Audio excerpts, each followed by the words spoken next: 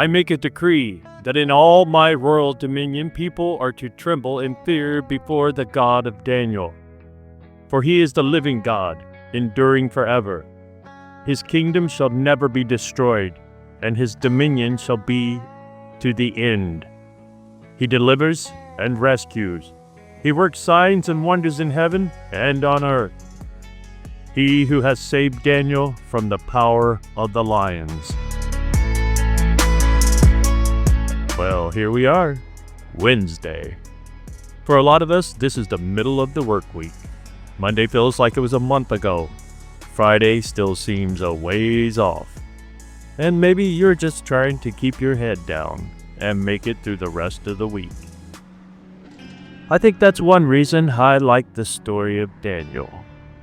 When we think about Daniel, most of us immediately think about the lion's den. It's one of those Bible stories almost everyone knows. But what really stands out to me isn't the lions, it's Daniel. Long before he was ever lowered into that den, Daniel had already decided who he was going to trust. The lions didn't create his faith, they revealed it. King Darius saw that firsthand. After God delivered Daniel, the king made this remarkable declaration. He is the living God, enduring forever. His kingdom shall never be destroyed. He delivers and rescues. Now think about that for a moment, folks. Those words didn't come from an Israelite prophet. They came from a pagan king who had just witnessed the power of Israel's God. Sometimes the strongest testimony isn't what we say. It's what people see when life gets difficult. You know, when I'm out riding my bike, there are stretches of road where everything is smooth. You can settle into a comfortable rhythm and hardly think about what you're doing. Then, without much warning, you hit a patch of broken pavement. That's when you find out whether you're really paying attention. It's not the smooth road that tests your balance, it's the rough one. Life has a way of doing that too. Most of us don't choose the difficult seasons. We don't ask for illness, we don't ask for financial struggles, and we don't ask for family problems, disappointment, or uncertainty. But those seasons have a way of revealing where we've placed our trust. Daniel didn't suddenly decide to pray because he was facing lions. The scriptures tell us he continued doing what he had always done. He prayed to the Lord just as he had before.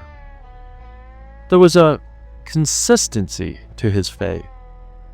His circumstances changed, but God, the Most High, did not.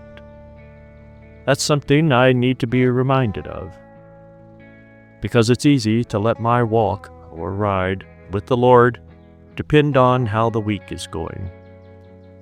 If everything's going well, maybe I don't pray quite as much. If life gets hard, suddenly I'm looking for Him every hour. But real faith isn't built on changing circumstances. It's built on an unchanging God. Daniel served the same Lord in the palace that he had served in the lion's den. And that same Lord is the one Darius described as the living God. Not a God of the past, not a God who only worked miracles centuries ago. The living God, the one who still reigns, the one whose kingdom shall never be destroyed, the one who still delivers, still rescues, and still keeps every promise he has made. Now that doesn't mean every trial or every trail ends the way Daniel's did. Some faithful servants of God were delivered from danger. Others remained faithful through suffering. The promise isn't that every lion's den disappears. The promise is that God remains faithful, no matter what den we find ourselves in. So if this week has been smooth, thank Him. If it's been difficult, trust Him. And if you're somewhere in between, just keep walking or riding with Him. Keep opening up His Word, or read your Bibles. Keep praying. Keep trusting the living God. Because the same God who was with Daniel in Babylon is still with his people today. His kingdom hasn't changed, his character hasn't changed. And no matter what the rest of this week brings, neither has he. Thank you for joining me here this morning, my friends and family, and anyone else who might be riding along and listening on this Wednesday morning. We're halfway through the work week, folks, and I hope to see you here tomorrow.